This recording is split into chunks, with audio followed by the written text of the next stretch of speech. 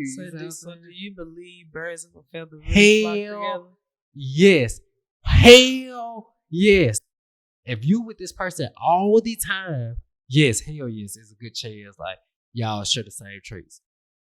All right, y'all. Welcome back to the God damn. I did that at the end of another episode. All right, listen to me, goddamn. Welcome to another episode of the Don't Be a Viking podcast. All right, cool. Hold on, I've been stuttering today. Now I would need you to introduce yourself by name, age, and job occupation. So my name is Carly Crystals. Yeah. I just turned 29 in August. I'm a Leo. And I own my own business. Oh wow. My Sheen watch. I put it in my pocket. Again, my name is Carly Crystals. Yeah. I just turned 29 in August. I'm a Leo. And my business name, I own my own business, is called Carly Crystals. Okay. What y'all do for the business? Teeth. We do tooth gems, teeth whitening. We do veneers. We fix a lot of chipped teeth. Then we do grills, like gold grills, diamond grills. Now, I'm confused on veneers. At first, I thought they was like Invisalign. No. So it's like a grill, like you shave the teeth down. I don't shave them down. Okay. It's just paste that goes on top, like composite. But it's okay. Like paste that goes on top. So back in the day, when you had a filling, the dentist would fill it with composite. Yeah. So now these days, they're taking that same composite and doing full restoration on your mouth. Okay. Mm-hmm. So it's not something like you can take out or nothing. No. Of course, you can get them removed, but no. Okay, cool. Not like pop out like a grill or that Invisalign. Invisalign is like a retainer. Okay. Mm-hmm. Now, answer me this. I, at first, for the longest, I'm like, bro, I'm going to get my bottom row grilled. Okay. And I was like, I'm going to get the permanents because I seen some folks with pop-outs and I'm like, they teeth just look big as hell. So then after like learning more about it, I'm like, dang, like it can rot your teeth. so that made me upset. So can you get is it some pop outs that don't look big as hell? The thing about one, yes and no. They can only go off of what you have. Okay. So when it goes down to the permanent, their teeth are being shaved down. Okay. So that's one thing. And now pop-out is really just sitting on what you have. Same thing, not trying to go back to the veneers, but same thing with the veneers. I don't shave their teeth. So I let them know if you have big teeth, I can do the best I can, but they're still going to be big. You know what I'm saying? If you have small teeth, of course the smaller the better. But if you have small teeth, then they're going to be small. Okay. Yeah. Man, I was so like, I'm talking about for the longest. I'm like, bro, I'm going to get a grill. It's best to get a pop-out one. Yeah, I ain't trying to rot my mouth. Because like, ain't your breath going to stink? Yes, of course. Yeah. But again, if you still going to the dentist getting your cleanings, you're cool. But for the most part, especially back in the day, those permanents, it covers your whole tooth, and your teeth needs oxygen just like how you need oxygen to breathe. Yeah. Your teeth need that too, like we need vitamin D from the sun. Yeah, your teeth needs oxygen, so when it doesn't have any oxygen, of course it's just clogged, choked up. So how long you been into like teeth? 4 years. Okay. I'm from Jacksonville, Florida. Moved here 4 years ago with my business partner. Okay. And we started this here in Memphis. I got my little feet wet at home, did my dad's teeth whitening. Oh my God, it worked. All right, we can go to Memphis. Yeah. So yeah, I've been doing this for 4 years though. Do you need a licensing? And what we do, no. Okay. But I was in the dental field, so and my team is in the dental field, so it just makes things easier for us and easier for us to explain things to our clients.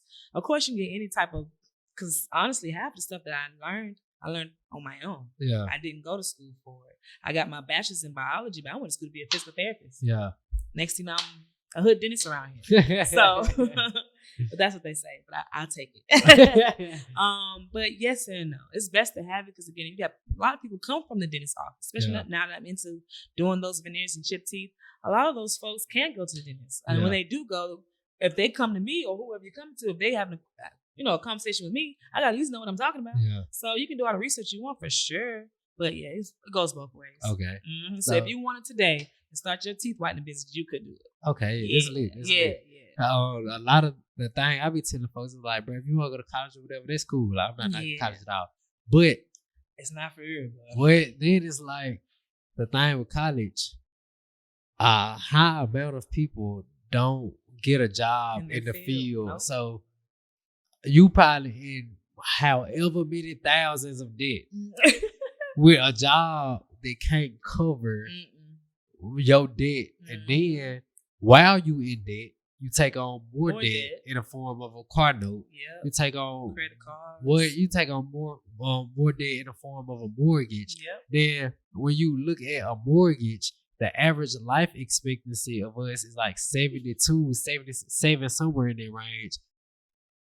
A lot of folks get a 30-year mortgage when they around 30, in their late 20s, early 30s.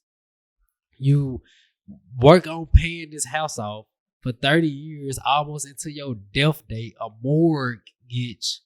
Then you still got your other debt. Like, you will die in debt.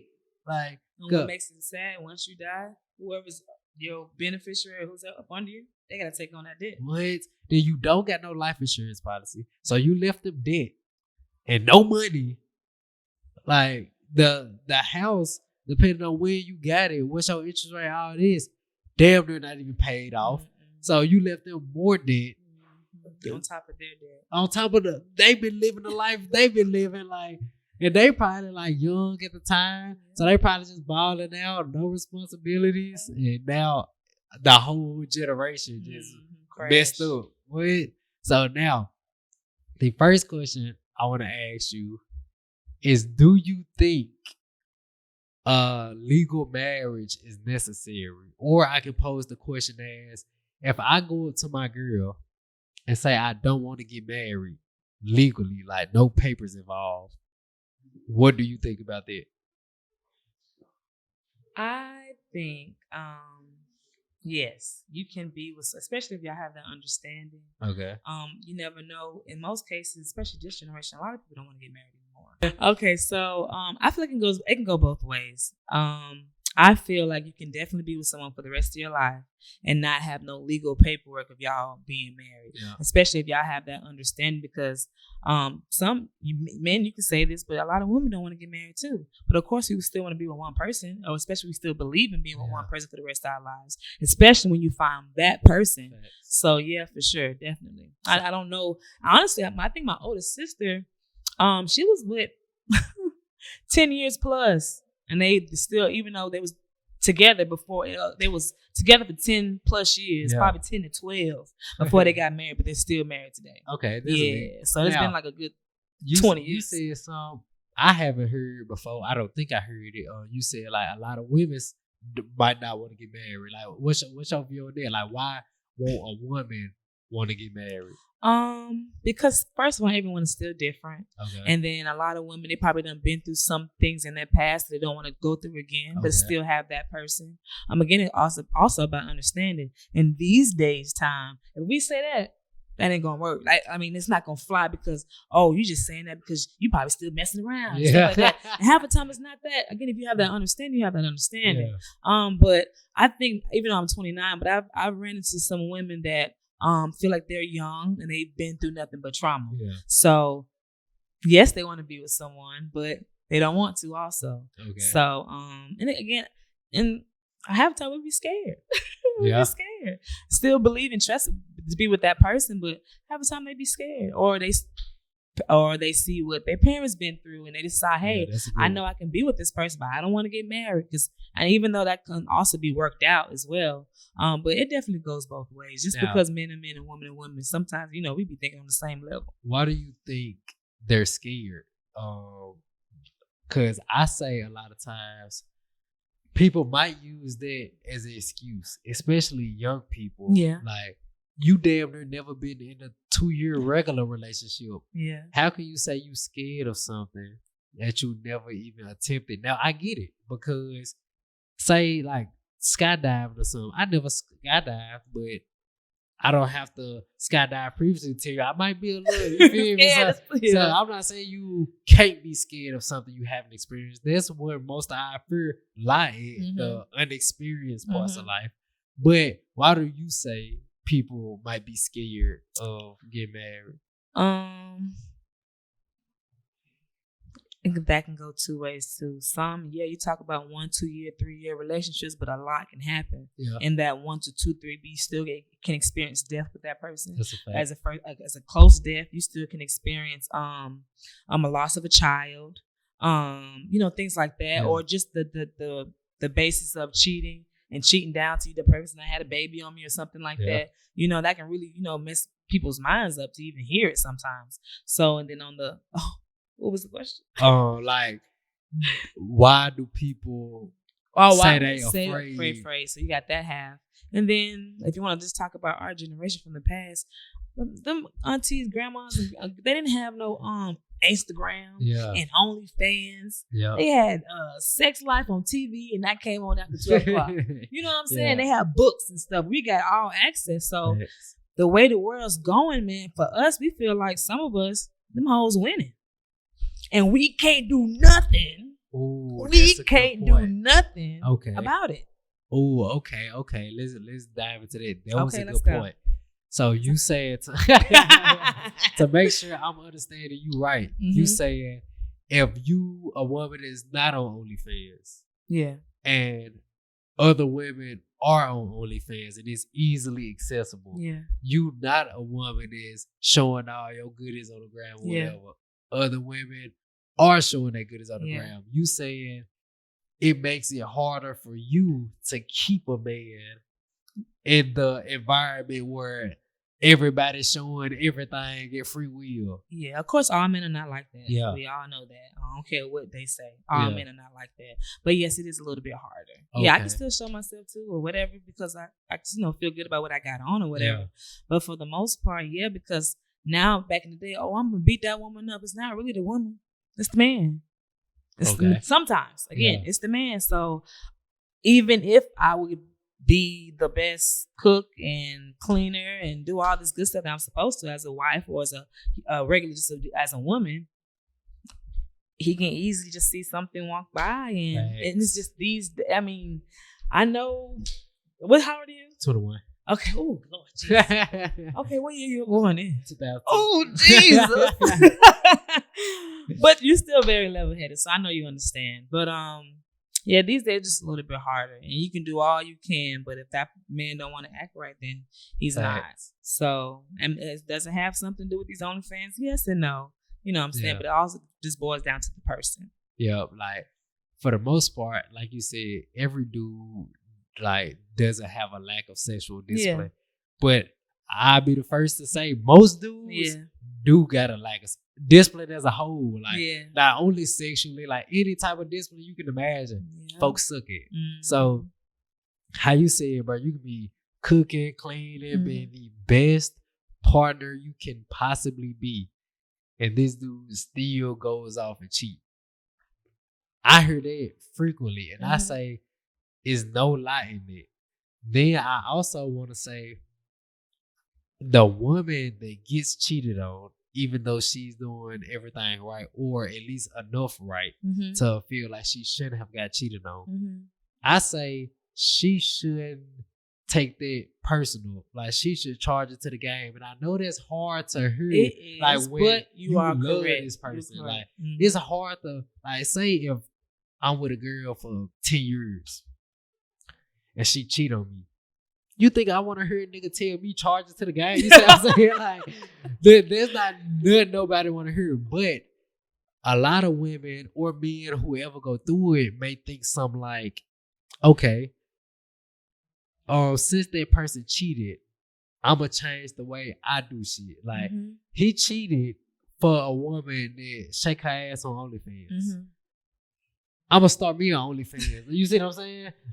No, you changing the positive attributes to replace it with the negative attributes. They just want the guy that was going to be loyal. He just don't got that in him. He ain't worked on that discipline. So folks are saying, well, how the hell he going to leave me just for a girl to shake an ass? The answer is, and I'm not justifying it, but the answer is, he loves you. He don't love her. He want to fuck her. You see what I'm saying? Just because he love you don't mean I don't think no other girl attractive. You see, of like course. he seen the ass just like you seen the ass. The only difference is like you seen the ass and you know how girls compliment each other like, oh, she got a nice shape with yeah. He seen the ass like, damn, I'm trying to experience that. Yeah. But in his head, it's only that. It's only a 15, 20-minute experience. You all right. And I'm still going home to the girl I love. I don't love you. I can identify you with that. I see you with that. I don't want no future with you. I only want to have sex. You know what I'm saying? And but you are correct. Then I'm like I said, I'm not justifying it because a part of the love I show for you is how I publicly display my respect for you. Mm-hmm. So me having sex with another girl is looked at as me disrespecting you. You know what I'm saying? So can I still be 100% in love with my girl and do a separate activity and just not thinking straight or whatever? Yes. Mm-hmm. But that does, what's the word? Like knock the way you represent your love for her by you having it like a discipline. But like my thought on that is like people understand the basic foundation of in order to get good at something you gotta practice it. If I tell you I want to play basketball and I never practiced a day in my life, you never have to see me play to know I suck. You know what I'm saying? Like we understand this. To get better at drawing, you have to draw. Like to get better at doing teeth, you had to keep doing teeth. Like I'm sure you way better now than you was when you first started, just because you've been practicing. Okay, cool.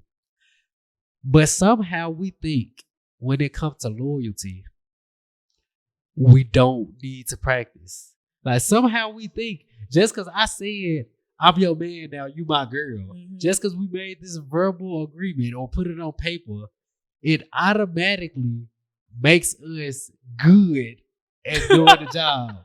It automatically make you loyal. Yeah. And it automatically make me loyal. No, guy. Discipline is something that needs to be practiced. So how do you think discipline should be practiced in a relationship? Discipline can be practiced with communication. That's number one. Okay.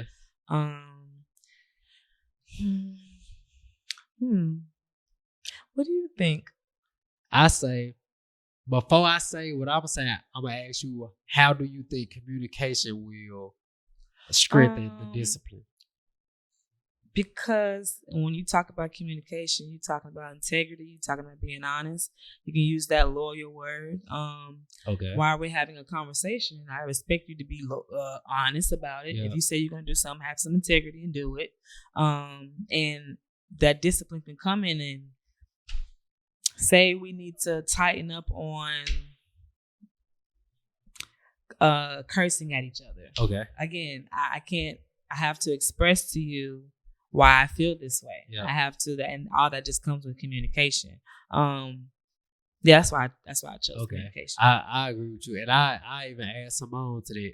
It's like one of the ways to always stay on the straight path is to have constant reminders. Like it's easy to do some ignorant shit when no form of wisdom been in your brain for the last 6 months. You know what I'm saying? But if you just got reminded of the wisdom yesterday, got reminded of the wisdom again at 12 o'clock today, then at 1 o'clock, opportunity for you to go show against, like now since it's been constantly reminded to you and on your brain, now it's much more likely that you stick to your guns. But if you ain't had a conversation about it or got a reminder over it in a good little minute, it's easier for you to deviate. Yeah. That happened yesterday when I was fasting. I'm thinking like, damn, I would bite this burger or whatever. Then I remember like the reason I'm fasting. Then I like reminded myself of it. I'm like, okay, cool. Yeah. I'm like, all right, it ain't that deep.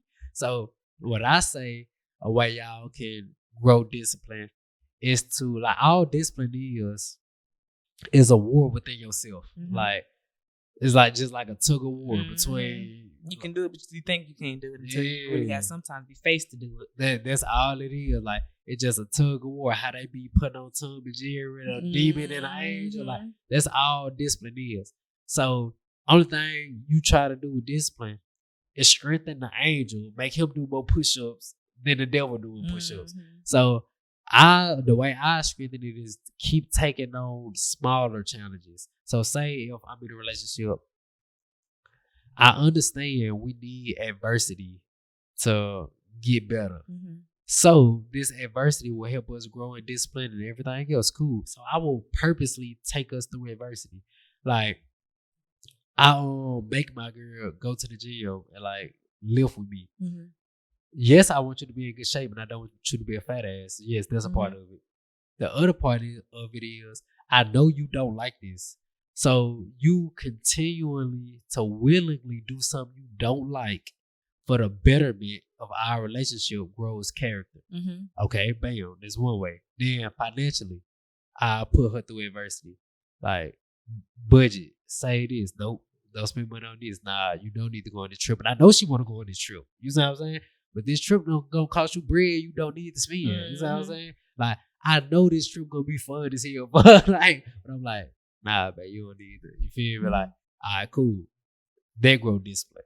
On that side, I take her through some adversity, like doing some shit I know she never did before, like plan. Like, I told her she need to study the art of food. Like, go buy some fruits and shit, vegetables, whatever you want to grow. Grow it. You go mess up. You never grew none before. You go either do something wrong or later figure out, damn, I could do this better. They grow you. You see what I'm saying? So the way I would like instill discipline and fasting, like I feel like this is probably number one. But the way I would instill discipline is by constantly taking her through adversity and watching her like making her like acknowledge the changes, like making her journal, do whatever as far as like on day one, write down you don't know shit and you don't know what you finna get yourself into. Yeah. Day 5, you probably still don't know shit.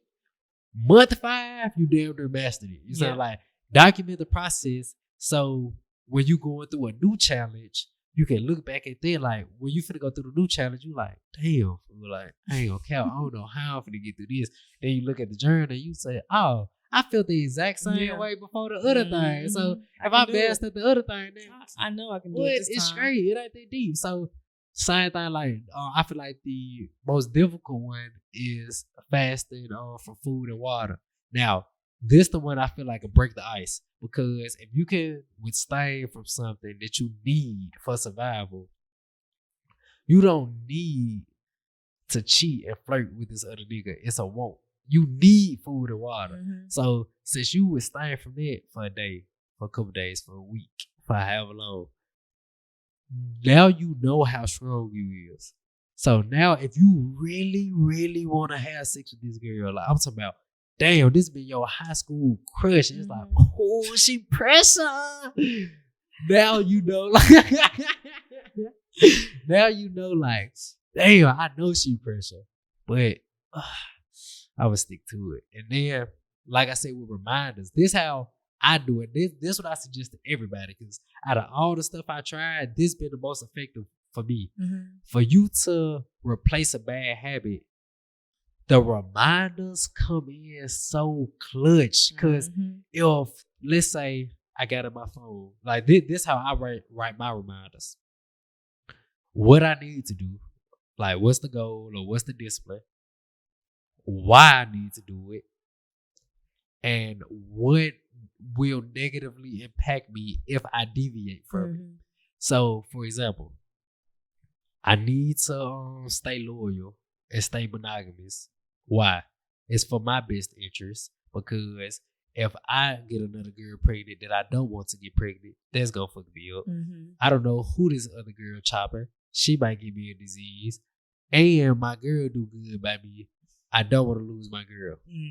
Cool. If y'all got a good relationship, that might not even be one. But another, if that ain't one, you can add to become the best man I need to become. I need to have discipline over all areas of my life. Cool. They're my reasons why. I mean, that's the goal I'm aiming for. Then I get into the why. The why Well, I would say I switched it up. Those were the whys. The number one thing, the goal is just I need to be disciplined. Them all was the whys. Okay. Then the third thing would be, okay, what would happen if I like mess up? The girl that I've been building with, that I invested a year, 2 years, 3 years, whatever in, and she doing a damn good job, I will lose it. And I know I'm gonna be sick as a motherfucker if I lose my joint for a random joint. Cool. Bam, read them. Mm-hmm. All right. Now I really want to chop this girl. I read my list again. I'm like, damn, she's still fine, but this is worth more than chopping her. You know what I'm saying? Like me building myself up to be a goddamn superhero in strength is more than like what I'm gonna get out of chopping her. I feel like that's the number one way. Like I personally haven't found no other way that outweigh the strength that remind us like placing you. So I feel like that's the way I do it. It's hard for them to do that though. I know it. It's hard because it's so easy. It's so accessible. It is like I don't want to say 1 and 2.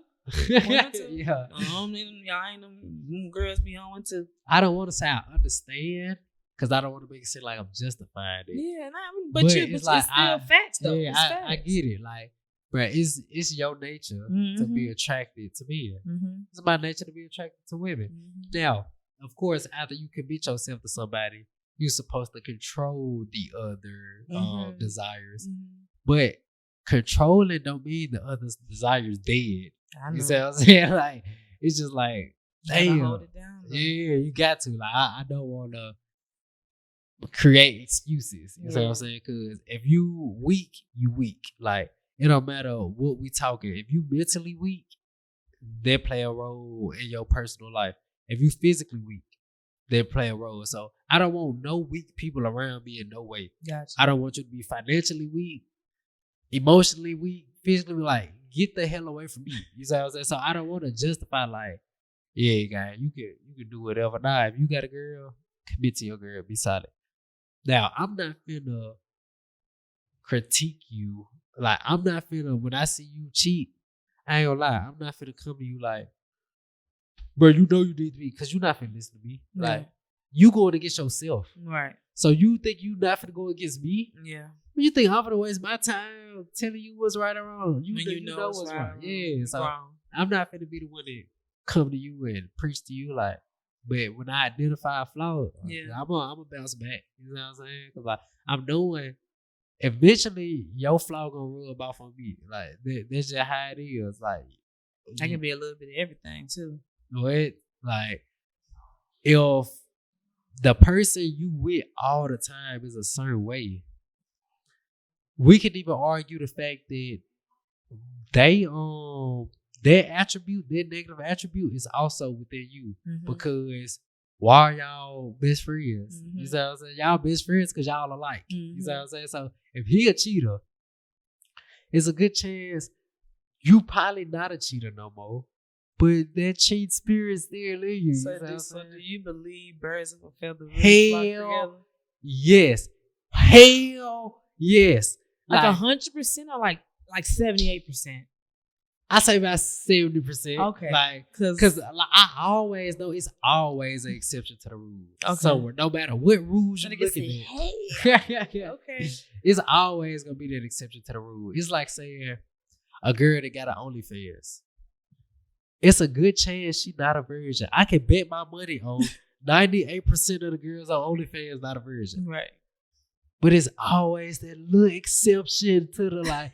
Somehow, some way, she comfortable showing her whole body to the world, but she still hasn't lost her virginity. Like in some cases, that's true. You know what I'm saying? So that's how I treat birds of a feather flock together. In most cases, yes.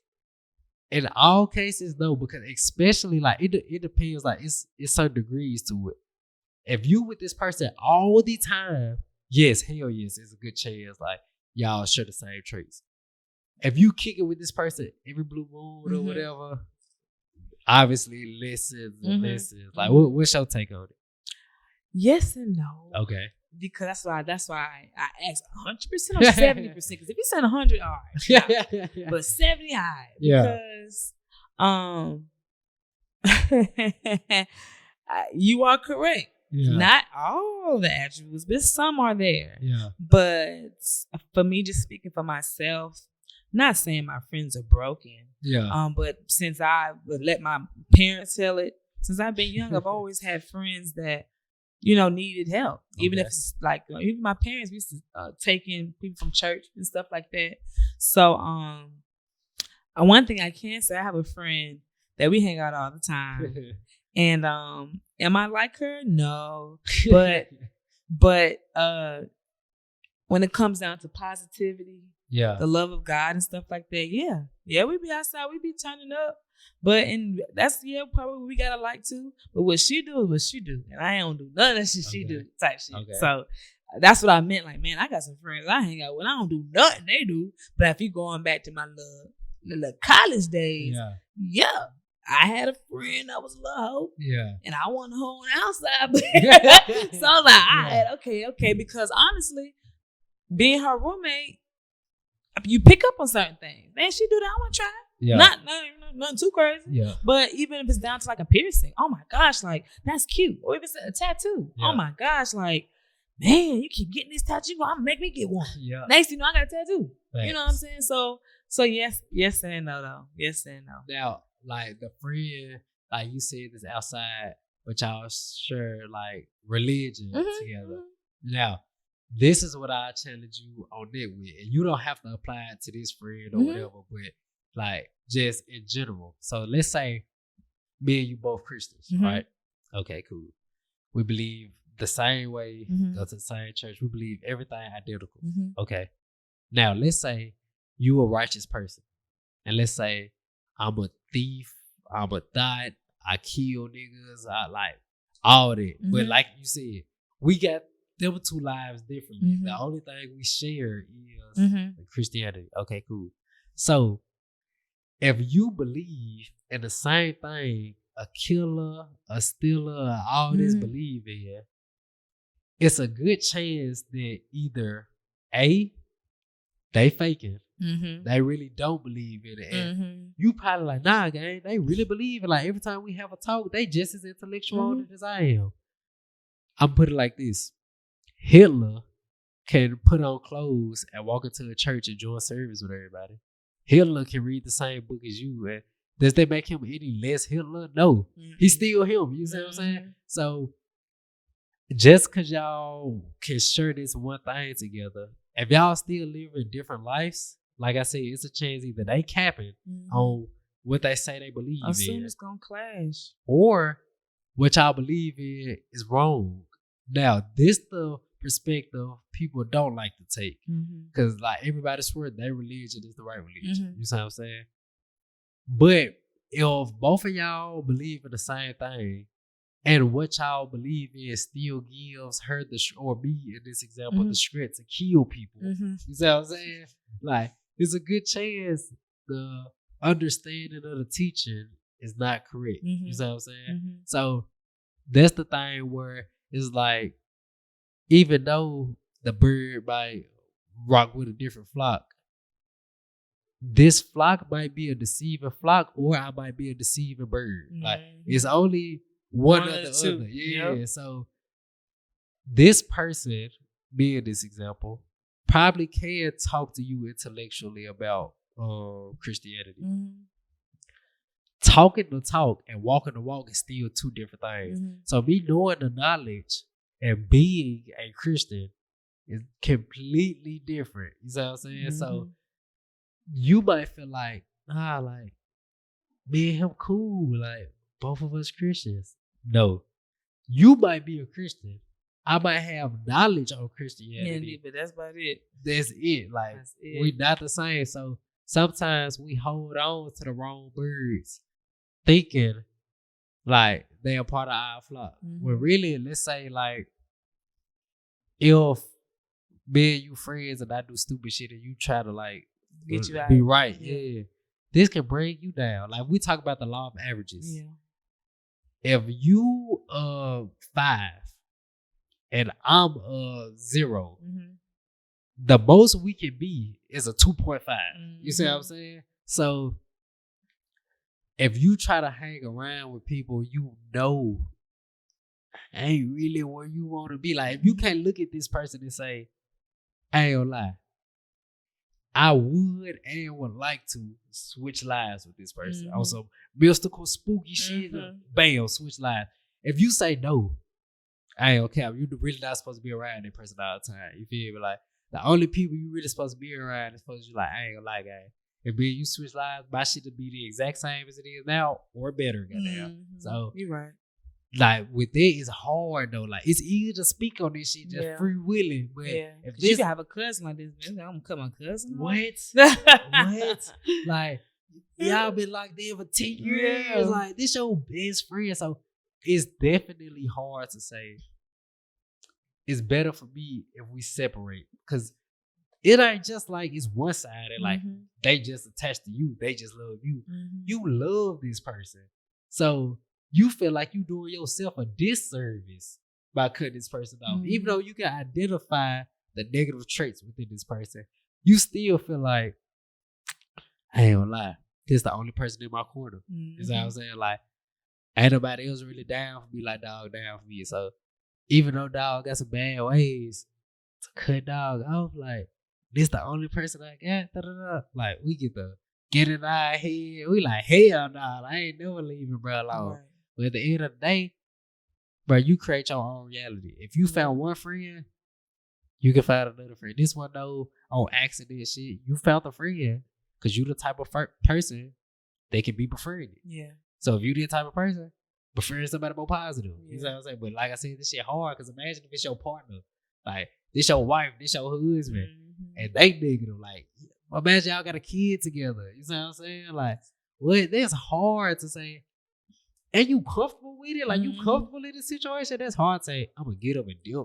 What? So but like this just how life is. Like, do you see yourself doing that? Like, let's say with your friend or whatever, let's say, all right, you and this girl been locked in from way back when.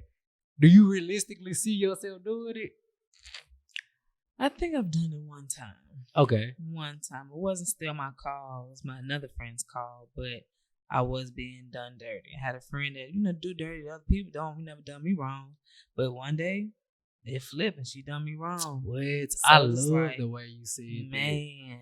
Because it's like, a lot of times, I did that. Yeah, I got a friend. Oh, that's just her. Let her be her. Okay. Yep. But one day, her was like that to me. What? Like, I thought you'd never do anything like that. You know what I'm saying? Like you thinking, like say if me and you friends and I talk shit about this other person. You talk shit about them all the time. Yeah, it's like you probably think that's they not locked. Yeah, like they not locked in as tight as we locked in. Right. So I see how he talking shit about that person. Like, since we more locked in, he won't talking shit about me like that, bro. We're like, I feel. I'm glad you brought that up. I feel you on that. We do that a lot. So after you, what's the word? Separated from them. Did you like feel not regret, but did you feel like a down, like sad? Okay, so it was positive from the real. Yeah. Okay, that was smooth. And it actually happened twice with the same person. Okay. So, what made you forgive them? I believe in second chances. Okay. I really do. I believe in second. Do you still believe in second chances? Okay, I often say after they cross you again. All the time. Not probably with the same person. But I still believe in second chances. Okay, yeah. Because it's still life. Accidents happen. Things happen. If you can try to get past that first time, especially if that person is acting like, or at least trying to do what's best for that relationship, whatever it is, then yeah. Okay. Do you give the second chance off the rip, or should it be a grace period? I would say off the rip. Okay. Well, I'm talking about this young lady I went to school with. Yeah. She was my roommate. We was together about 2-3 years, lived together and everything, and then flipped. So I got my own apartment. With me moving to Memphis and having my business, things are different. She done got 2 kids. You done grown up by this point. You know what I'm saying? We both didn't graduate college. All right, I know you grown now. We done got. It took us like a year or two to get back cool, but when we did, we back to what we was. Just ain't live together. I thought you can't live together. Okay. I done moved out here to Memphis. You did? I moved to Memphis. Well, hold on. No fucking way you did that. Hey, how you doing? No way you did that. Yep, I moved so to Memphis. she snaked you out. After she snaked you out, y'all got back cool, and you moved her from Florida to Memphis. Yep, didn't leave the last 3 months, man. Business partner kicked out. Damn. Yeah, it really got. I feel like it got worse. It got worse. Damn. Yep. I ain't gonna count. That was kind for you to do, but yeah, damn. but if I'm 29, that's probably the only friend that I ever had to stop being a friend. Other people, you just grow older, you move, lose a number, and I used to hang out all the time, but one day, things just change. You know, people get pregnant and all that stuff. So that is the only friend I've ever had cut off or burned the bridge, whatever you call it. I ain't going back after that. I say, me and you had the same experiences, but we took it different. I got snaked before, and my thought process on it, I don't believe in second chances. And you still do, so that's interesting. So, like, my thought process on it is, like, the reason I don't believe in second chances is for the experience you went through. Like, right. It's like, I lived that type of situation over and over again, and every time, it's the same thing. Like, somebody snake you, they show you their true colors. Yeah. Out of the love you got for them, you say, "God, we still gonna get right. We still gonna connect." And since you love them so highly, in your head, you think they love and respect you the same amount. So you say, "God, if I crossed you on accident and you forgave me, I will never cross you again. I will look at that forgiveness and really respect it." That's how you think. So you try to place that that's my problem, accountability on them. That's my problem. Man, hell nah. I ain't from Memphis either, so I learned a lot since I've been in Memphis. But I mean, you're right, but I wouldn't say the second chances. First of all, I say it's second chance for the next person, but also that second chance could be anything, man. Okay. I can say, "Don't call me the B word," and you get. And I believe things happen over time. I don't expect things to happen. Like, I say stop calling me the B word, and tomorrow you come to B word, I'm gonna go off you. Like, some things, not even say. I use this as with my clients. Yeah. When you living with a man, okay, you can't leave that man if he can't remember to put the toilet seat down. Yeah. Like, especially if you don't tell him to put the toilet seat down. You know what I'm saying? So I know sometimes you got to beat it into them sometimes. You know what I'm saying? They can remember and one day forget. So you just can't always just get hype or flare up or leave somebody up because, and that's just something small. Yeah. But yeah, I wouldn't, that second chance thing can be anything, man. Yeah. It could be anything. It's like every single time I forgave somebody, they do the same thing because it's like we were saying earlier. Okay, you're right. You are right. I still believe in it, but at the same time, you're all right because they just get sneakier and sneakier and sneakier, and find out that angel and devil to find out. Well, if I got past it one time, I might get past it again. I might be straight for a little while, but when that devil come, the devil, she ain't gonna find out, or she ain't gonna do nothing because she forgave me. She pat me on the hand last time. So you're right. You're right. I probably need to work on that. This what I say. I'm asking you, and I want you to tell me if I'm right or wrong.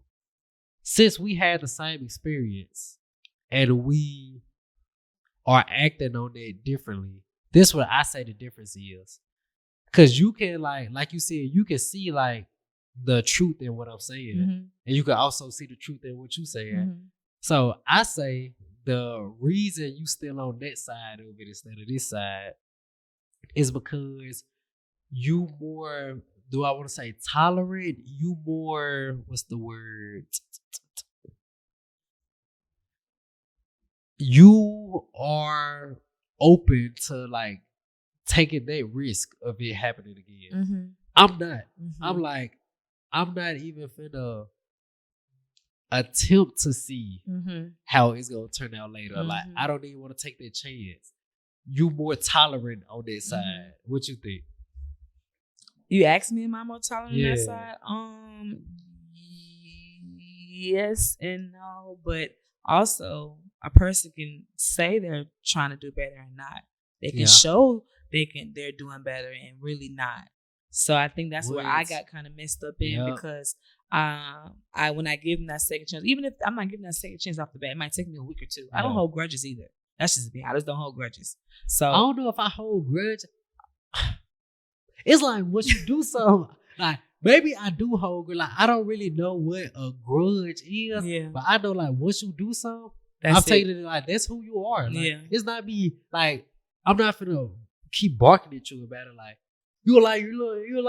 Let's go back to when we was talking about the men. Hey, it's just sex, a 15-minute thing. That's it.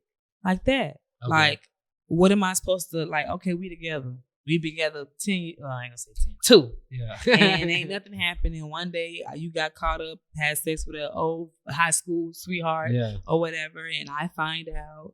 So, and you tell me you're sorry. Yeah. And I really fucked up. Like, I don't know what I was thinking, and I don't love her. I love you. I'm coming, ooh. You just showed me your true colors. So now, even though you honestly believe you fucked up, how I take it is, I believe he fucked up. Yeah. And then, he showed me the true colors, but hey, accidents happen. For you could really, again, believe, like, dang, I just messed up. Like, I was drunk. Like, man, me and my niggas was outside, man. It just happened. Started kissing, and next thing we was in the backseat of the car.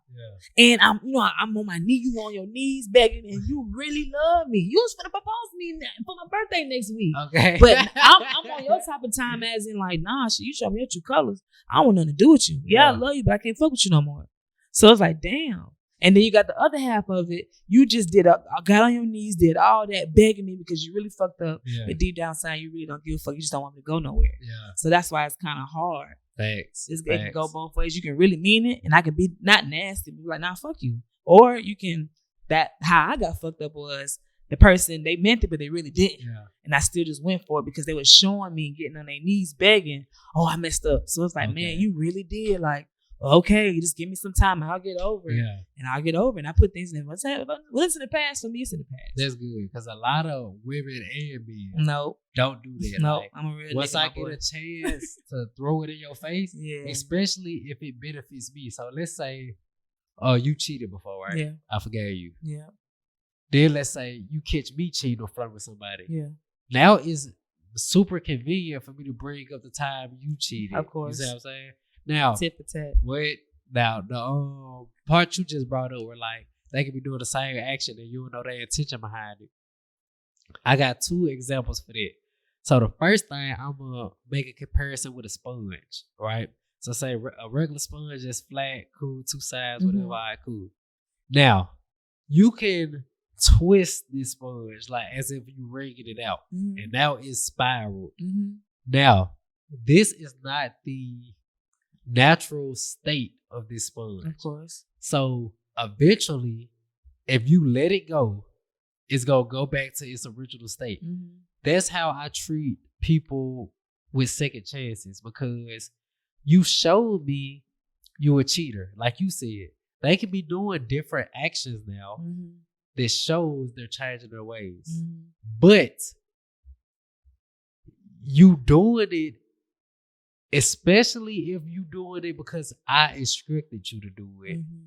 If you doing it on your own because you really trying to get better, that's different. That's a different conversation. You see what I'm saying? Really but is. If you doing it because I instructed you to, like, that's just the sponge changing form. The moment yo want to do this wears out, or the moment I'm not supervising you or forcing you to do the right thing, it's going to unravel. It's going to go back to its natural state. Then let's say if somebody do want to do it, like, on their own, like, I really have a desire to get better, I still won't allow that person in. Not right now. Because let's say, using another basketball example, you can tell I hoop. If I'm a terrible shooter, let's say I just started hooping this year. This is my first year playing organized ball. I'm a horrible shooter. You asked me to shoot 100 shots from the 3-point line so you can get a feel for my percentage or whatever. I only make 2. Obviously, this is an extreme example. Shit, a baby will make more than 2, but I only make 2 shots. That lets you know I'm horrible right now.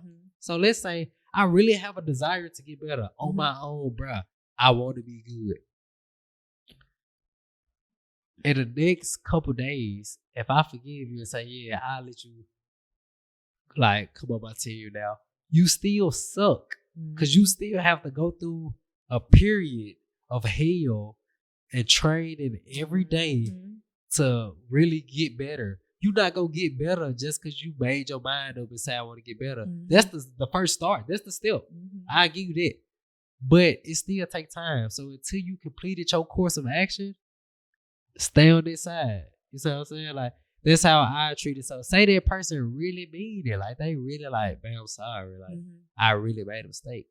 I believe you. It still don't mean you finna come back on this side. Like, prove yourself for the next year or whatever. Like, prove how disciplined you is. And you ain't finna prove it with me. So now they put extra strain on you. They like, imagine you single and still can't have sex with nobody else because you trying to prove. You see what I'm saying? And the thoughts coming in your head, well, since we not together for a year, do I even want to not have sex with nobody else? Because what if they find something like all these thoughts coming in your head? You see what I'm saying? Go prove yourself, nigga. If it's that deep to you, go prove yourself and highly be the year. If you did your now, obviously for each of us, that time frame might be different. Right. I might require a year, you might require 3 months, the next person might require 6 months. You see what I'm saying? But let them go through a trial period of practicing before you let them back in the game. I agree. So that's the way I take it, because like I said, if the coach forgive me and he let me come back and shoot a week later, I might make 1 or 2 more shots. I still suck. Right. It only been a week. Right. You see what I'm saying? So I don't know. Like, to a certain extent, I might be wrong. To a certain extent, I may need to give people second chances. But every time I did it, everybody experiences their own. Yeah. I would never tell you to do something, especially if it hasn't worked for you yet. Facts. So you can still try, but if it don't work, I'll be wrong. Yeah. Now, what we said earlier with the get married legally, like how you said they scared and everything, I say I'm not gonna get married legally because for a couple different reasons. So say in America, we got certificates. You got a birth certificate, a death certificate, got a certificate on your house, certificate on this. A certificate is just a security. It's like a bond. So if a bond is basically a loan from a business or a corporate or an entity or whatever, cool. So if a certificate represents a bond, who making money off this bond? Who making money off this certificate? It's not you. You see what I'm saying? You born into the world. You don't make money off this birth certificate. A lot of us don't even know what a certificate is. We don't study this shit. We just think they just made us sign a paper just because. Right. A certificate is a security in a form like similar to a bond. So if we don't profit off of it, and we actually lose money, we pay the damn hospital. So who making money off this certificate? Who making money off our death certificate? A lot of our people don't got life insurance. Who making money off of us dying? You see what I'm saying? Who is this certificate obligated to? You see what I'm saying? Okay, when we get married, we sign papers. We have a certificate. Cool. Now we understand what certificates are. It's a money mechanism. Cool. If we also look at the word minority, which we are in America, not in the world. In the world, we outnumber white people 11 to 1. In America, we still not that outnumbered no more, but we still the minority. Yeah. The problem with this word is in the Black Law Dictionary, a minority is a person that's an adult that can't make the decisions necessary for themselves. Wow. So if we call ourselves as Black people, we the minority. I'm not no fucking minority. I'm a grown ass man that can make my own decisions. You see what I'm saying? Gotcha. So me saying I'm a minority, I got these certificates from the government. In a sense, the government's property. You want me to make my love life the government's property too. As a minority, grown up that can't make grown up decisions for myself, so I need a third party to make the decisions for me. Look it up if y'all want to know what a minority is. You want me to make another big boy decision for me? Fuck no. Like right. I got my own.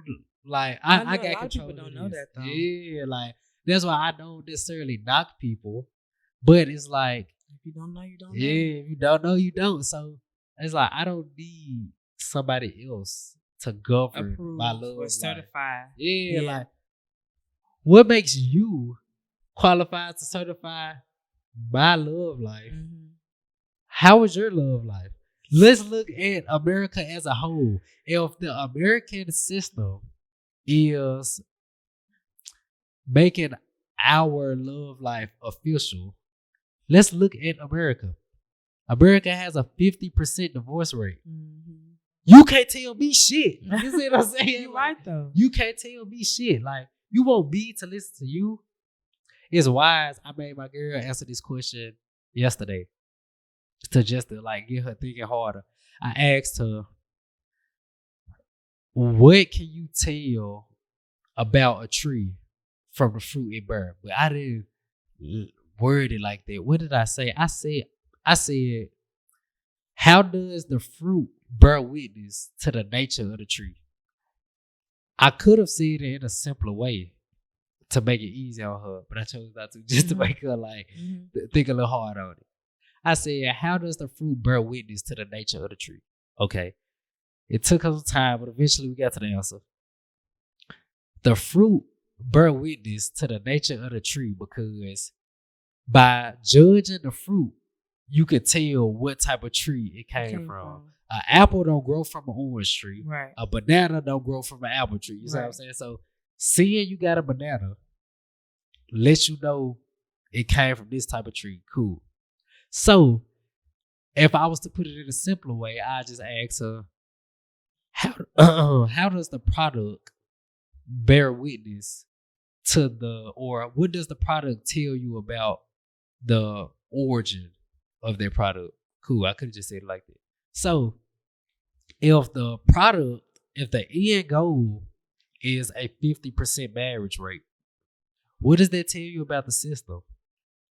Obviously, some shit not right in there. You know what I'm saying? For you to see the result and look at the product, look at the manufacturer of that result and still say, I still believe in y'all. It's fucking stupid. Like, now, this the good thing about, like, get the knowledge on the whole population. Because if it was only one couple that got divorced, the similarity is only this tree only like gave me one apple. Right. If this apple run, and let's say it's no other apples for me to compare it to, I don't know it's run. I just think this the way apples come off a tree. I just think this how apples is.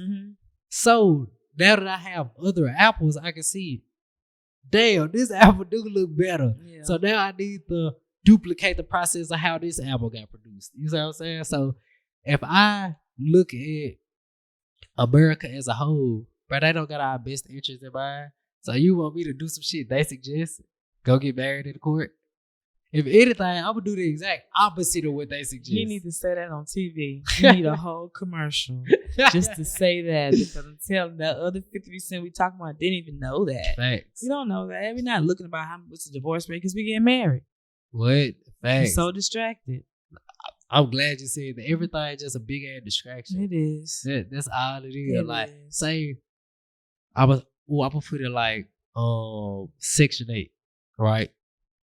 Or get approved for a house or anything. You'll get approved for a house for a higher appraisal rate if you have no pictures of your man in the house. If it's just you and the kids that's on all the pictures, you get approved for more. So what does that like trigger in our women? I get more money if I ain't got no man around. What, like, I could get approved for Section 8 if I don't have a man and I have the authorization over my kids. Like, this keep programming our women to say, I ain't gonna lie, like, she really sweet without a dude. And like I said, I'm not putting the blame on them. Yeah. They just going off what they see. Yeah. You feel me? But like you said, but it's a big ass distraction. Now, do you could you have get you a good man, and both of y'all could have worked together, facts. and then y'all could have had something way better than What? Section 8 together, and y'all could have grown with that, and probably got something better after that.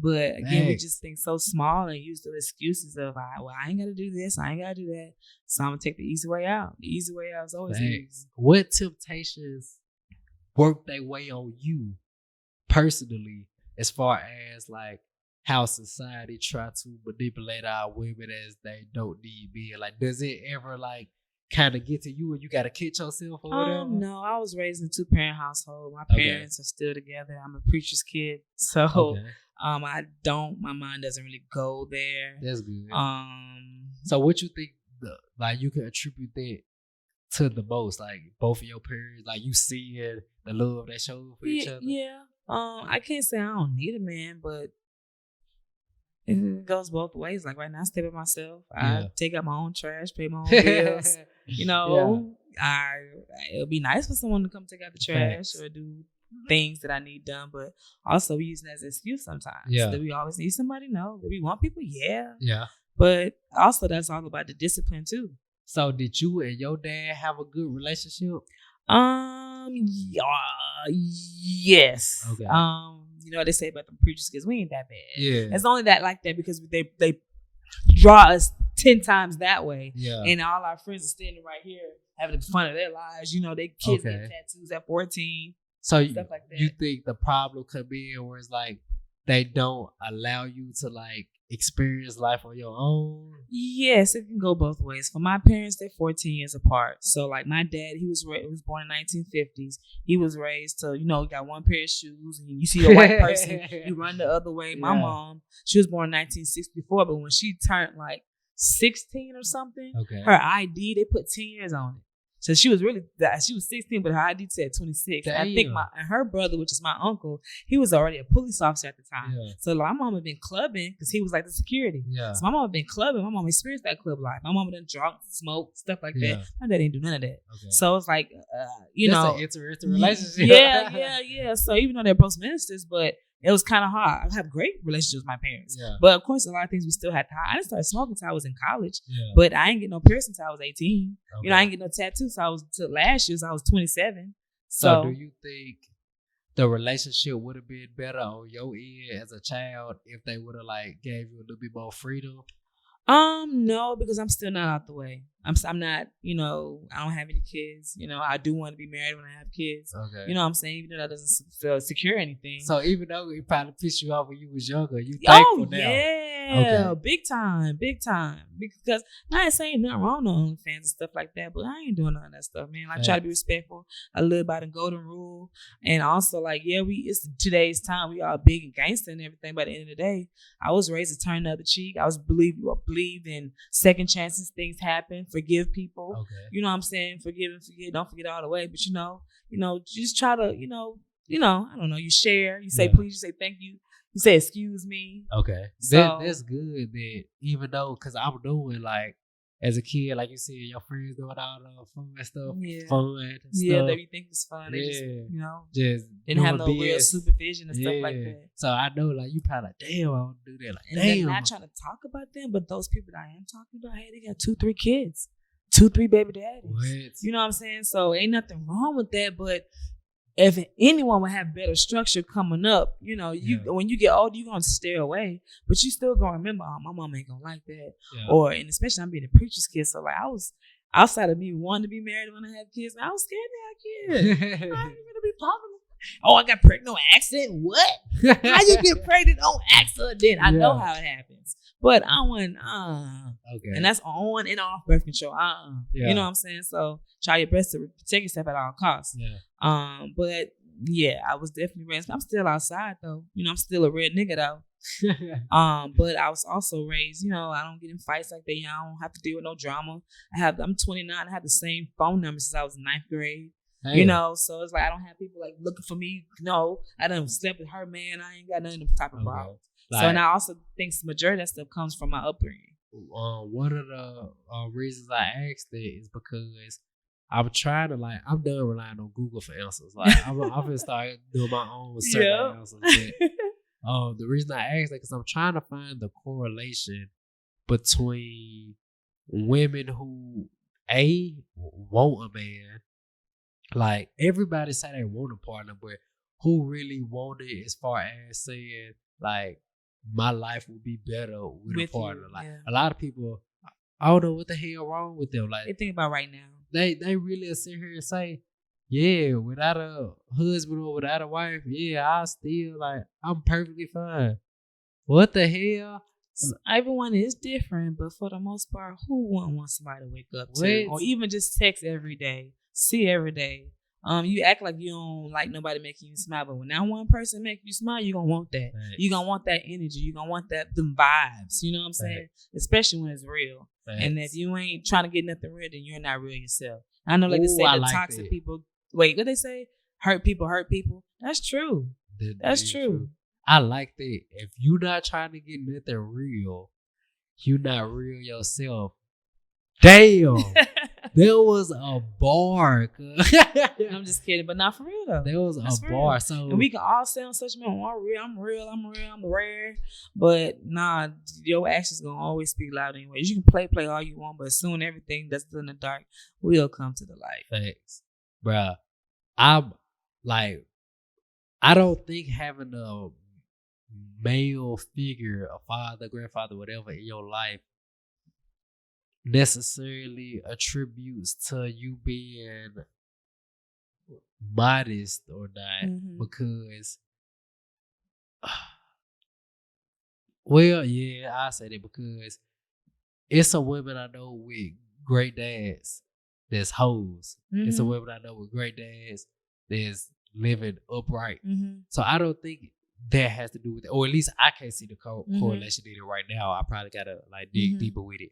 But what I can say is the women with positive father figures do have a healthy respect for men. Yeah, for sure. Like I feel like every woman, a man can cry around me. I would not look at him no different. Yeah. Because to me, we all still human. I don't give a man, woman, it, her, whatever you want to call themselves. Like I hate that. Not saying the men can wear pink, but yeah, man, you shouldn't talk about because he get his nails done. Like what? Wait. Not done. I like manicured. Okay. Yeah. No polish. No polish. Okay. Nah, no polish. But you still getting them cleaned or still trim. Some people can't do that at home. Somebody like others like to pay people to do it. Yep. So that's cool. I thought you were talking about the polish. No. So why have been seeing some of the NBA players do that? And I'm like, ooh, I don't care what you look. I made up this. What's the word? What do I call it? I would just say saying. I feel like it's a way better word for that, but I made up this saying called the put on a dress moment. So basically, I mainly related it to like Tyler Perry, Eddie Murphy, what's her name? Martin Lawrence. Yeah. Like,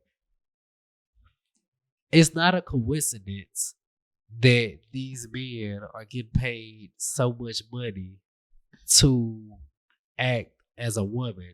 You see what I'm saying?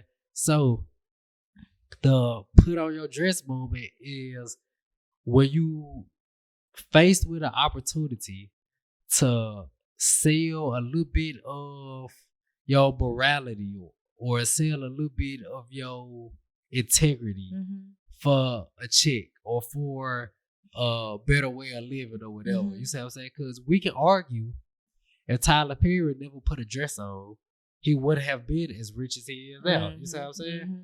Like, if Martin Lawrence would really put a dress on, they probably would have kicked him off. I don't know how that situation was set up. You see what I'm saying?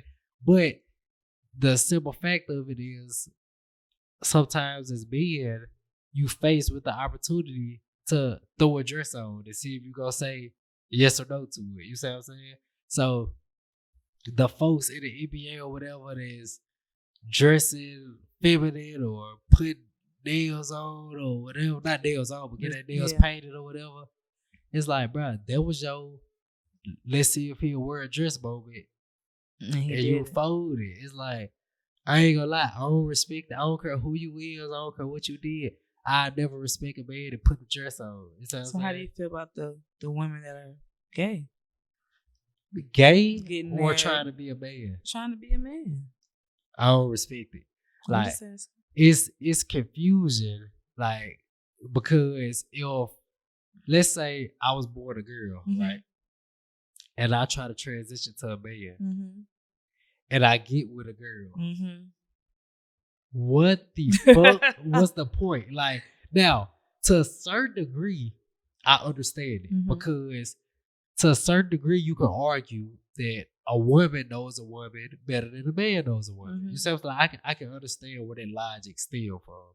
So, if I'm a woman and I get with a woman, like I said, I can argue, I can treat you better. Like I understand you more. Mhm. You see what I'm saying? I can see that, but it still roots from confusion because the only reason you even felt the need to do that is because a man who's been misled, he's not acting in his true nature. His true nature is an upright nature. Mhm.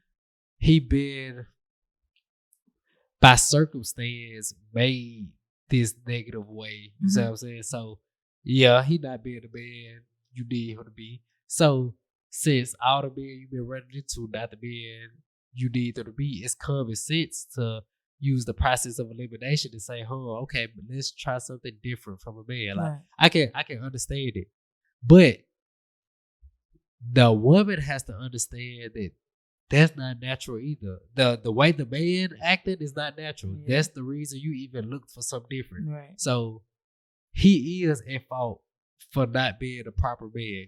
Correct. I'm not discarding that.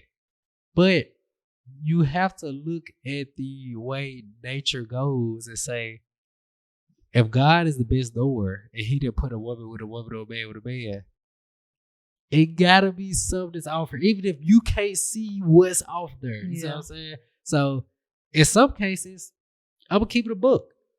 You get with a girl might be better off with you get with this man. I won't say man in general. Yeah. You see what I'm saying? But you get with that girl might be better than you get with this man. Like we get called a spade a spade. Yeah. You see what I'm saying? But at the same time, especially like the woman that tried to turn it to a man just to get with a woman. A fool. Like if you wanted to get with a woman, you could have just found the gay girl. Why did you feel the need to try to act like something you're not? Like it's a lot. I can't get into it. I don't get it. Like now, what I will say is I see quite a few of the people of the alphabet community like not be right in the head. You see what I'm saying? And now I'm starting to wonder, is that a correlation? Because I know some people that's homosexual, but they right in the head. They straight. Yeah. Like, I'm not straight. Yeah. They like. Yeah. They level headed. Yeah, that's the only thing they chose to deviate in. Yeah. Like everything else, like, bro, this a straight up woman or a straight up man. Like they straight. Like they not on no crazy stuff. They not the type of person that'll fucking throw their head through a glass. Yeah. Like these regular folks, they just chose to. Yeah. You feel me? Do what they do. But them the people I know personally. A lot of the folks I see on the internet, it's like, oh yeah, guy, like the decision to be homosexual is not the only left turn that you could have made. Yeah, like, bro, it's for like I see this one dude just asked a girl, "What's the definition of a woman?" And she just started screaming, like at the top, not screaming, responding to him, just like I was like, oh my God, like what the hell? So that's what I'm starting to notice. Yeah. Like a lot of the people, well, I won't say a lot because I don't want to put a false narrative out there, but quite a few of the people that's a part of this movement is sick in the head. Yeah. You see what I'm saying? I like, understand. I see a children's book. You know how the regular ABC say like A is for apple, B is for ball. It was like, C is for like coming out the closet. Swear I can't make this up. B for bisexual. G for gay. In the school, not a children's book that you could just buy in the library. It was approved by the school board to be in the school. I'm like, what in the fuck is going on? Cause like, how we were saying about the marriage and shit. Like a lot of people just get married, don't know the facts behind it. Yeah. A lot of folks that's having kids don't know that. Yeah. Like, but this was really going on, so Yeah. they wouldn't even know how to protect their kids from Yeah. it. Like, I mean, damn, just want to teach my kid, my nephew, anybody. So crazy shit like that. But I'm not going for it. Like, what would you do to prevent your kid being introduced to this type of stuff? That's a hard question. I don't have kids, but I do know they have way more access to things than we had. What? And this is at home and not at home. So I can't even. I don't know. You can say homeschool, but what about their friends? What about what might be coming on this one commercial? I don't have kids on top of that. I don't watch Disney and all these kiddie shows. So half of these kiddie shows, kid watch the news. come on, man. But again, now you hindering them for things that So it's like, oh, I don't know, man. You don't have kids, do you? Nah. Okay. It creates so much division because say you trying to be a good mama. So let's say you restrict them like on their tablet or whatever, like they can't access YouTube or Disney Channel or whatever. You being a good mama, but in they head, I'm the worst. What it's like? And my mama don't let me do nothing. What is slavery? So for you to be a good parent, it's to damn near create a bad relationship with your kid. Like that's the type of environment. What makes it for me? When I grew up, I thought it was bad. But again, we don't know until we get this age. You're like, oh man, like. No, first of all, our parents are new parents, so it ain't like they know what they doing for real. You know what I'm saying? We always put that on them. Like, you should be better than parents. It's just my first time. I never done this before. Sorry. But things that our parents made us do, even if it was Bible study on Tuesday, Thursday, and Saturday. But when we get older, we understand a little bit more. So what makes it worse is we got to go through that adolescent period of thinking that you know everything.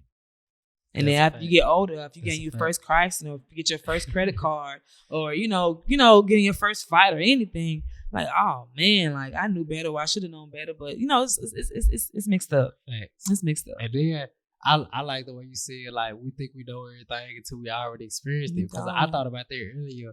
Well, we was talking about like forgiveness. Yeah. Cause a lot of times, like I personally did this like plenty times.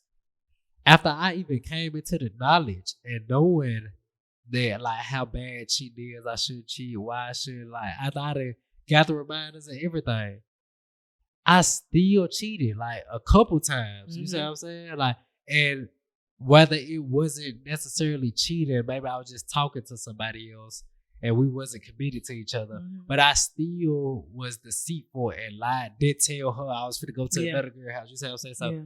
It's still cheating, no matter what way we put it. But even after I got the knowledge, I still cheated quite a few times because even though I got the knowledge now, I still want to do what you want to do. Yep, and I still need to put that practice in. Like, just because I know better now, don't mean I'm gonna do better. Like, but after I got the knowledge, it did change the way I feel afterwards. Like, now that I cheated and I know better, now it's like, damn, they're resenting this, bro. Like. As soon as me and Huggy done do it, I'm like, oh, I'm disgusted with myself.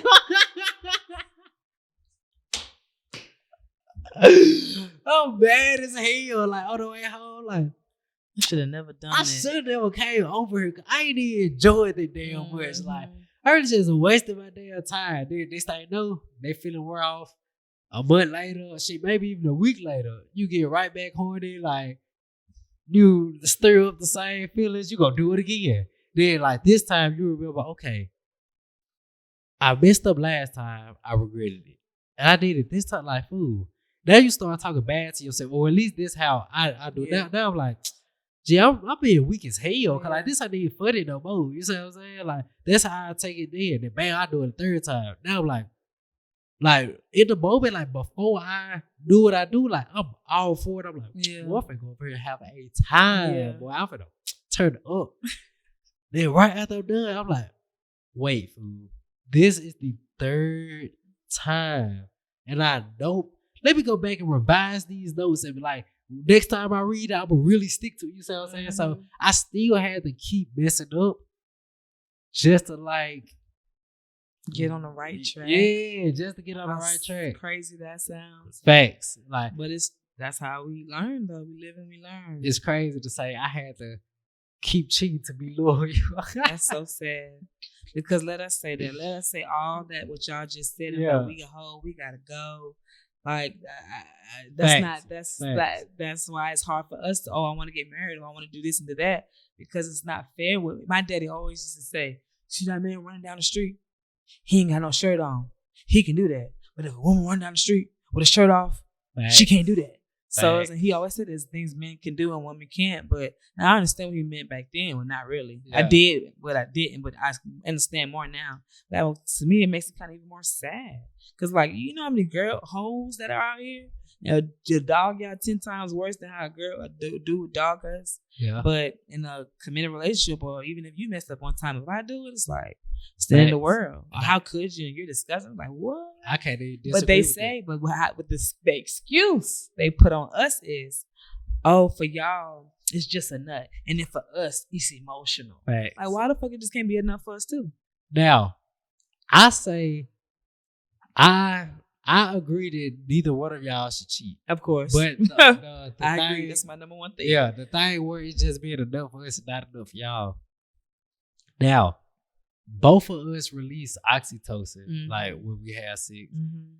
Well, I don't know. Well, yeah, we release it when we have sex because we release it when we ejaculate. So, okay, cool. So both of us like release a per-bonded hormone when we have sex.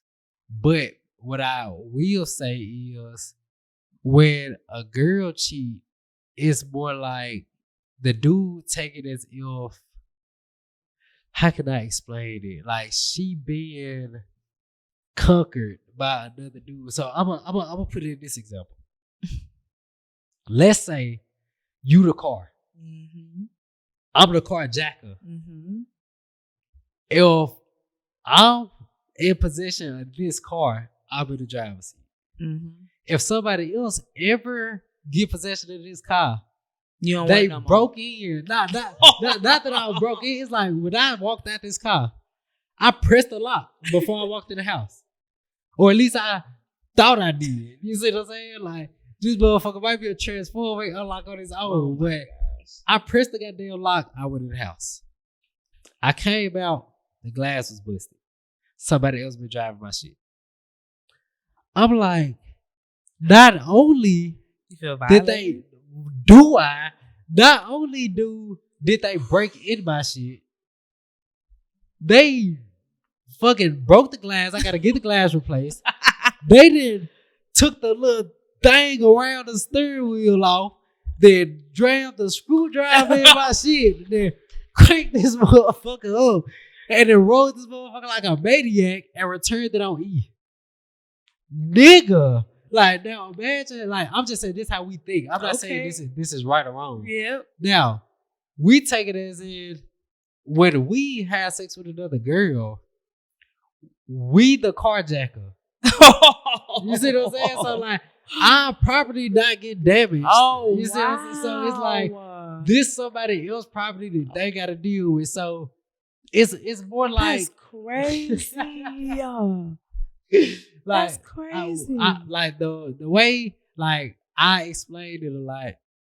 Is just like if it's crazy. We talk about villages and shit. This my village, like this my territory. Somebody else came and claimed my shit. That what the hell, nigga? This is my land. You see what I'm saying? You claim and did your thing on my land, like. Well, if I go have sex with another girl, it's like I ain't missing them in my house. Yeah, and it's like I'm conquering more land. Like, wow. Now this fucked the way to think. I'm not just I know, but that's just the sad thing about it, man. Thanks. That's just the sad thing about it. It's that like, shit crazy. Bro, I don't want my girl to get conquered by another dude, and I'm sure she don't want her dude to conquer another girl. You know what I'm saying? But that's when the temptation and lack of discipline and lack of integrity and all that stuff goes into play. Now. This what I say on that though. Do you prefer a dude that's a virgin or a dude that's sexually experienced? If you had to choose between the two, both of these dudes are the exact same experience, man. That'd be nice. Okay, it'd be great. So that's what I start to figure a lot, because I done asked plenty of girls on the podcast that now only one has said I take a dude that's a virgin, and other one was finna say it, but the reason behind her saying it was the dude with this experience might have an STD or something. I'm like, no. If all things equal, I'm like, if all things equal, who would you prefer? And when I say all things equal, she said the experienced dude. Yeah. Now, if I ask dudes this, it'll be they want the virgins. Ain't nobody touched them. Like nobody touched this person. Now, or they would say like a girl with a super low count. You see what I'm saying? Like some dudes will say, I don't want a virgin because I want her to be good. Yeah. You say like, or at least good enough. Like, I don't want her to be on some. I don't know. Like, I don't want to do this. You see what I'm saying? So some dudes will say a low count. Yeah. But the girls will say experience. Like they want they dudes to have enough experience to like be the man in the bedroom. So they don't really care about the number. Like if you tell a girl you got 5, or you tell a girl you got 15. I actually asked some girls this, and I just asked one of my coworkers this the other day. I asked her, do you get turned off by a dude having a like higher and higher count? Like, does the dude with 25 bodies like turn you off more than the dude with 5 bodies? She said no. And she not the only one that said this.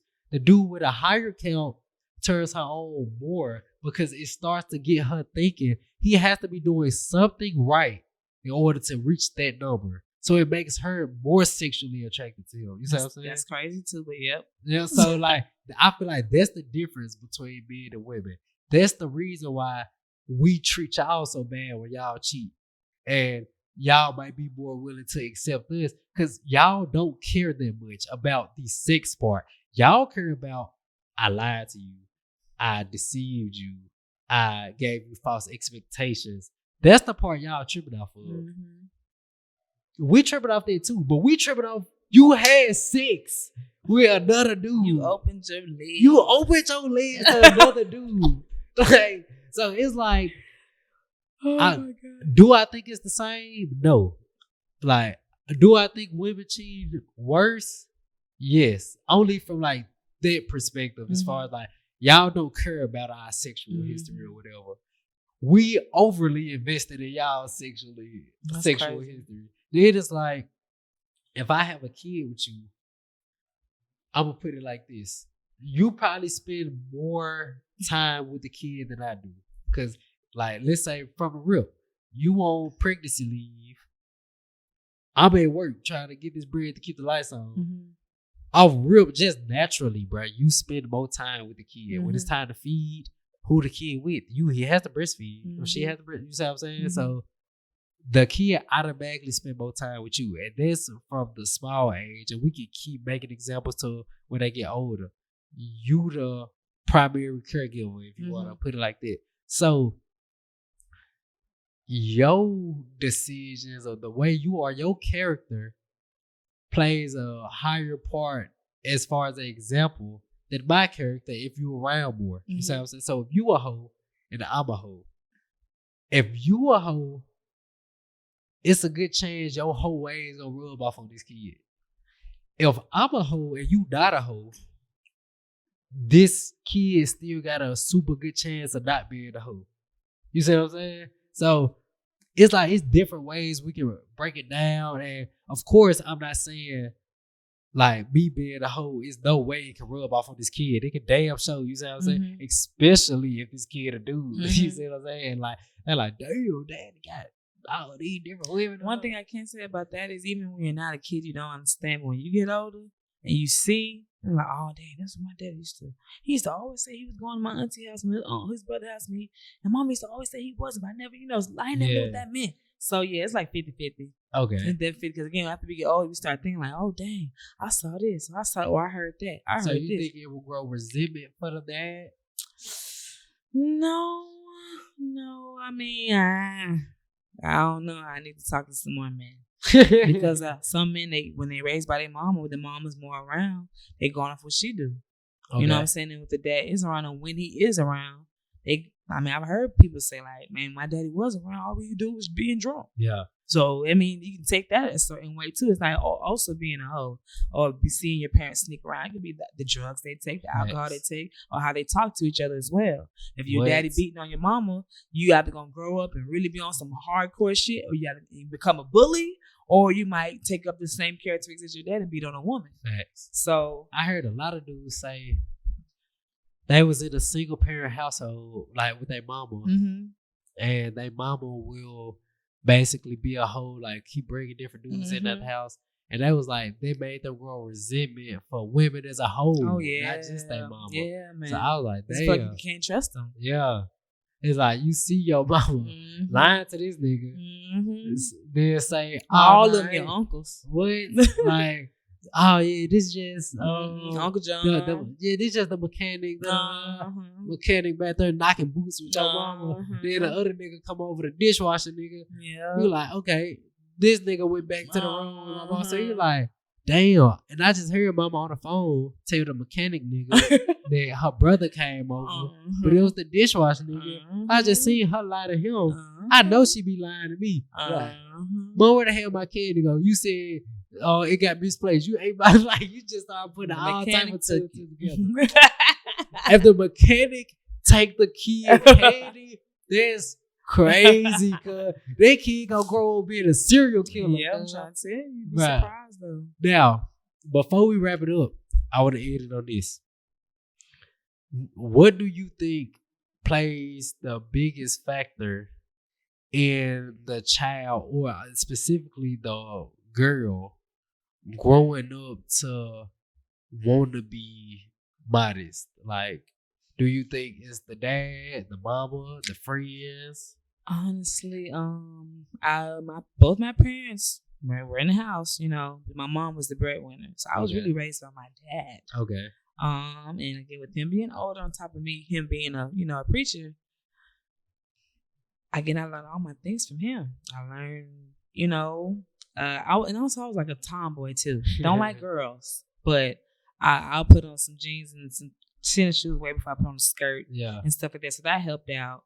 I was a little not confused growing up, but after a while, my dad was asking me why I didn't wear dresses. I just didn't like them. So now I gotta wear them. And then when I started wearing them, they're too short. Yeah. So I mean, I was just not saying I was scared of my dad, but I would just raise, hey, you don't want to do something to make them upset. You don't want to make, and we're not problematic. Yeah. So it's like we're not getting kicked out of school every other week or stuff like that, referrals. I didn't have to go through the majority of that stuff. You know what I'm saying? So it really just depends on who's in charge. Again, when you get older, you can always do whatever you want to do now. You either can be appreciative of what you was taught, or you can definitely go the opposite way. Yeah. A lot of people that didn't have drugs in their house home ended up on drugs. So it's like, it's a really almost a little bit of everything. It's your mom, your dad, aunties, your uncles, the one you stand with them during the summer. Because your parents passed down when your uncle is. Your cousins. Yep. And then you got those friends from school. You got the friends from the neighborhood. Yep. You got their parents because you spend the night at their house. Yep. So, and just like, white people and black people. Oh, white people talk back to their parents. We can't do no shit like that. What? We can't do no shit. But let us see that and try to go home and try it. Mama slap the skin off your So it's just all that takes, especially these days, of time, man. Everybody takes into account the teachers, the principal, the school counselor. She can just be mean as hell for no reason. Going through her own shit, but we a kid we don't know. So, we hear somebody say a bad word, we repeat it. There's a lot you know what I'm saying? So it's really a little bit of everybody, though. Now, you said a good point. You said, like, basically fearing the judgment of your parents, like steering you in the right direction. Now, I don't have enough knowledge about this because it's only you and one other girl that I know that's like this. But both of y'all are on the more upright path. You see what I'm saying? So I do need to get more ask more people, get more perspectives on it. But I'm starting to think if somebody like hold high their parents' judgment of them, it's stirring them into more of a upright life. And when it turn into fuck with mama, them think you can end up in jail, you can end up dead, you can end up losing an eye. Because I don't think I care. I don't think I still don't care about like my parents' opinion as far as like what they How they happy do with. you. Yeah, it's like because for the most part, I feel like I'm intelligent enough to like if I'm making a decision, even if I'm wrong, you're gonna go. You know, you can handle those consequences if you're wrong. All right. Facts. It's like if I'm wrong, eventually I have trust in myself to know. Eventually, I identify that I'm wrong. Yeah. You know what I'm saying? Yeah. So, say if I'm gonna say, I use this example. When I first started fasting, my mom was like, "Boy, you already skinny. Like you gonna be anorexic right here." But that was her concern for me. Like Of she's course. supposed to do that. So Yeah. I don't think like, well, my mom think I'm gonna get sick, so I'm just not fat. Yeah, like I don't think like this. Like, well, if I agree to something, if I made my mind up, Discipline. I'm doing it. Like it don't matter what the decision is, good or bad. Like I'm doing it. So I don't think like that. Like I don't really hold nobody's opinion that high. It would be nice if everyone could. It would be nice if everyone could have more faith in themselves. Yeah. A lot of us don't have enough faith in ourselves. I really want, and I know this might sound funny. I really don't knock that though, because a lot of us not intelligent enough to make our own decisions. You shouldn't have faith in yourself. You see what I'm saying? You're right. So like I would agree, since the majority of us are ignorant, I would agree that the majority of us shouldn't be making our own decisions. You're right. But the problem with it is we ignorant, so we should make our own decisions. But another ignorant person making the decision for us, whether it's our partner, they might be ignorant.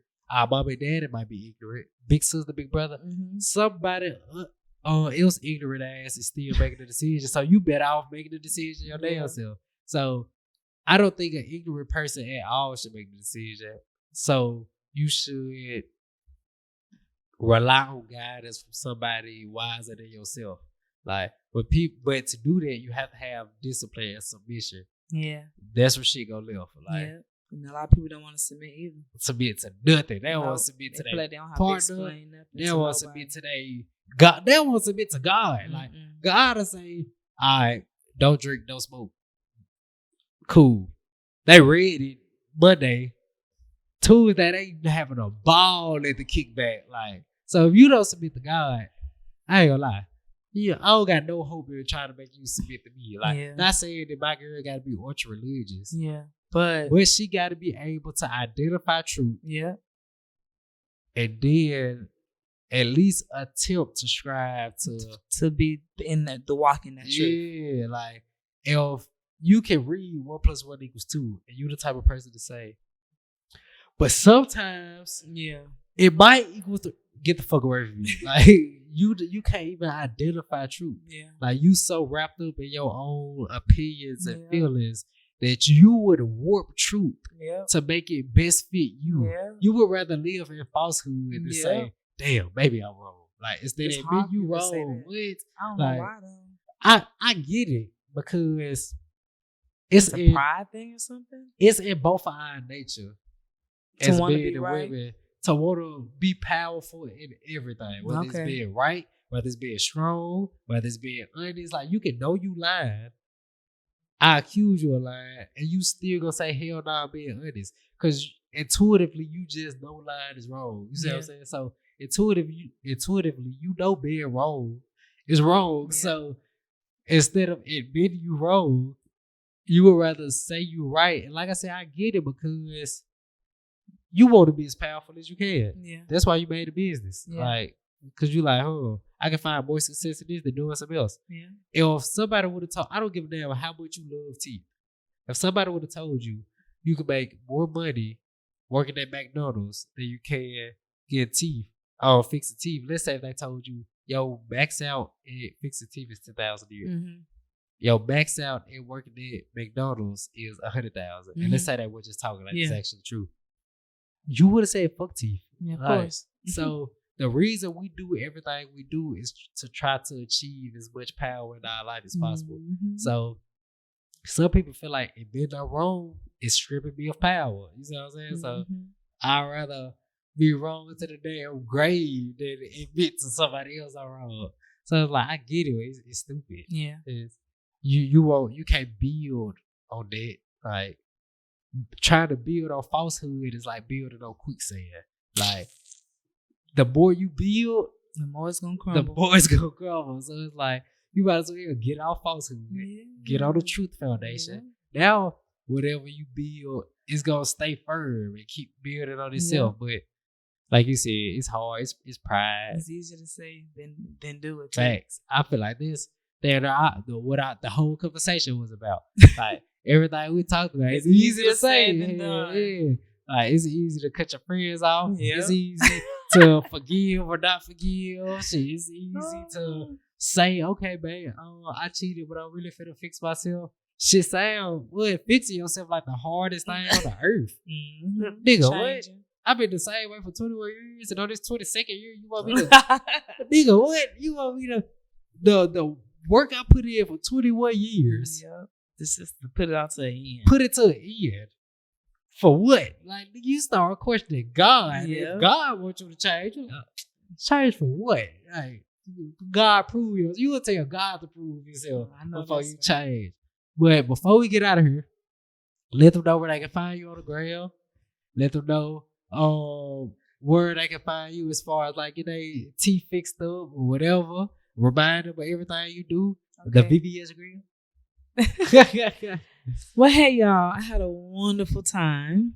Again, my name is Carly Crystals. You can find me on Instagram at Carly Crystals, and that's Crystals with a Z at the end. On Facebook, you can find us at Carly B. You still type in Carly's Crystals on Facebook, but it won't let me change my name. Okay. So just Carly B on Facebook. My personal page is Banda Bear, BANDA Bear. Okay, that's my personal. And then remember, you guys, I love making people smile. We say Carly's Crystals, making America smile again, making Memphis smile again, giving y'all reasons to smile. So we do the tooth gem, the diamonds on the teeth whitening, making your teeth yellow to white.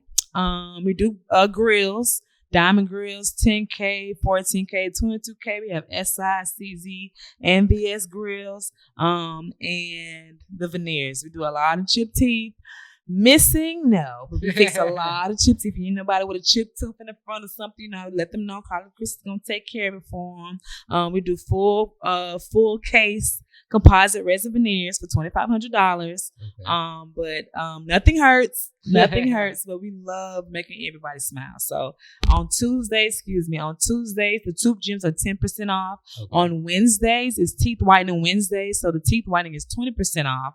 And then on Saturdays is bring a friend. You both get 10% off either tooth gems or teeth whitening. Okay. There are no discounts on the grills. There are no discounts on the veneers. But we also do 10% off of first responders, school teachers, healthcare workers, anybody like that. If you have an ID, bring it. You still get 10% off. But anything to make me feel smile, we down for it. Now, I don't know if my camera picking it up, but her teeth white as hell. So that's some good goddamn marketing to like walk what you talk, goddamn. Yeah. And she got the jewels on the teeth. Yeah. I ain't gonna lie, she represent. Now, I'll holler at y'all on the next episode of the W Viking Podcast. I appreciate y'all tapping in. Get up with me. Hope y'all enjoyed it. This was great.